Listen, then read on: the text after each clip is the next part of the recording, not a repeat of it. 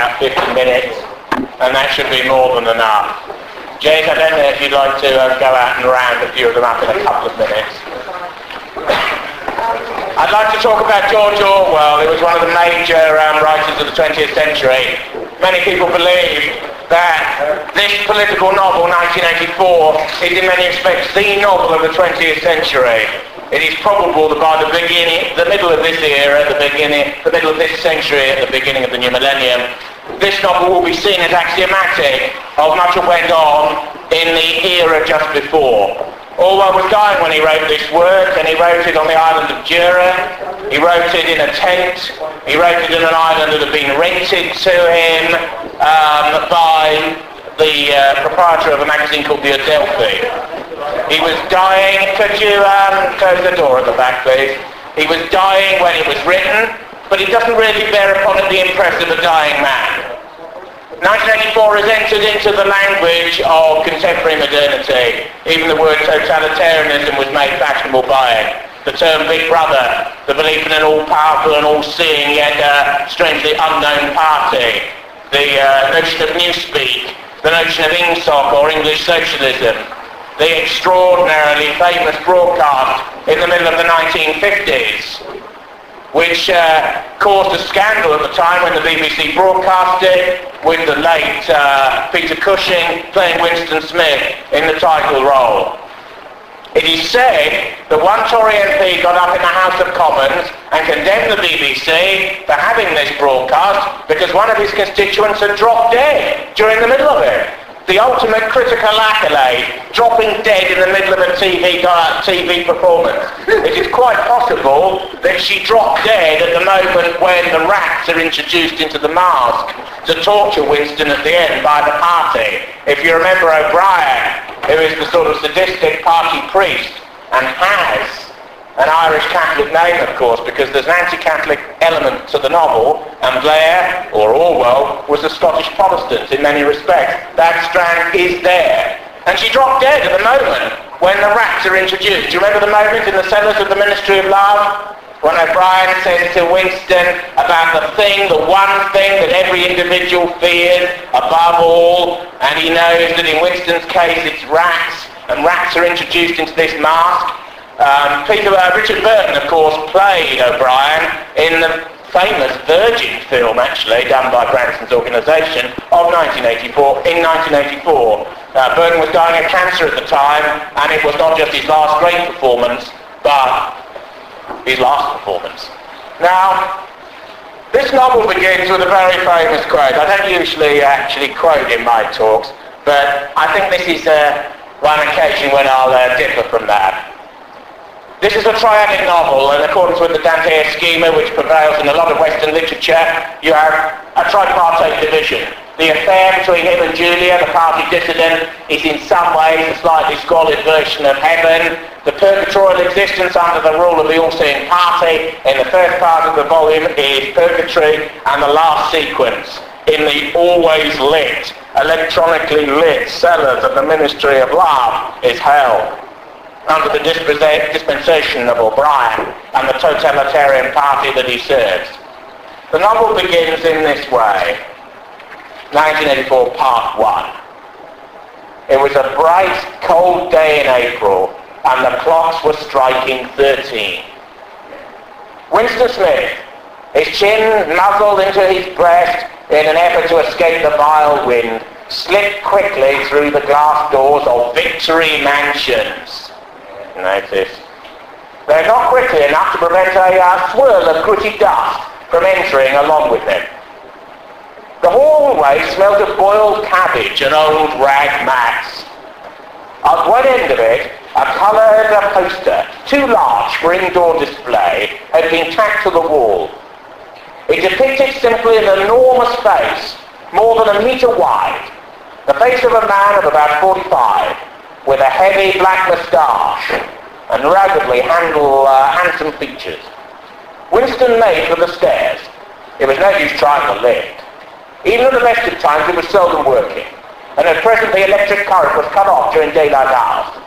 It was part of the economy drive in preparation for 8 week. Yeah. The flat was 7 flights up. And Winston, he was 39 and had a varicose ulcer above his right ankle, went slowly, resting several times on the way. On each landing, opposite the lift shaft, the poster with the enormous face gazed down from the wall. It was one of those posters which are so contrived that the eyes follow you about when you move. Big Brother is watching you. The caption beneath it ran. Now, of course, that's a portrait in cartoon-like way of Joseph Stalin. Yeah. Who, if you remember, had the handlebar moustache and the eyes that seemed to follow you around the room in a sort of a quasi-Elizabethan painting where the eyes are hollowed out and a spy watches you in between one room and another, and so on. On a personal touch, my mother's stepfather had a portrait of Joseph Stalin on his wall in the pantry, because he was communist shop steward in the Avro's works that built the Lancaster bomber in Manchester. And so Stalin gazed down upon the buses and upon the Eccles cake and upon the things in that Manchester pantry. Stalin, his hero. Although he once said that it wasn't Stalin, it would be Hitler, because he was one of these individuals who'd never been in the middle, you see, because he was naturally of an illiberal mind. But there we are. Don't forget, these individual leaders had enormous cults. Earlier in the 20th century, the postmodern people wandering around with their shopping bags this afternoon in central London are living in a totally different time and in a totally different temperature and moral climate. Now, the novel begins with a lot of sense data, which shows that Orwell was a novelist and not a political ideologue.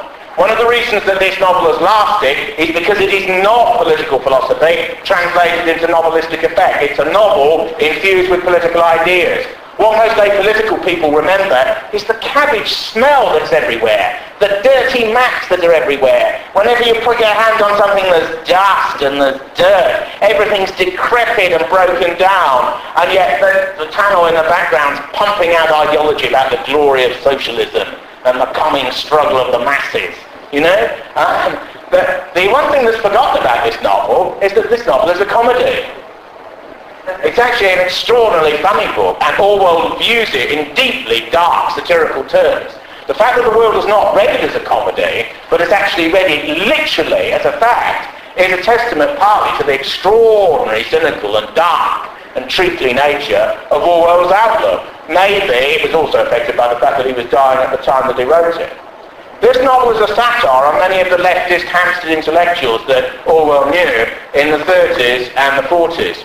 Robert Conquest, who wrote The Great Hunger and The Great Terror about Stalin's atrocities in the Soviet Union, was angered to do so by the mealy-mouthed and appeasing apologetics which he came across in the salons of Hampstead and elsewhere. And Orwell was very similar. Orwell was a paradoxical man, a socialist of upper-middle-class origins who was in revolt against the empire of his day and wrote a book called Bernie's Days, which was a testament to that revolt. Yet also a man who in some respects was a Tory, in inverted commas, was archaic, in leftist terms, was of a bit of a nationalist, and a man who always adored rubbing the fur of his own side backwards.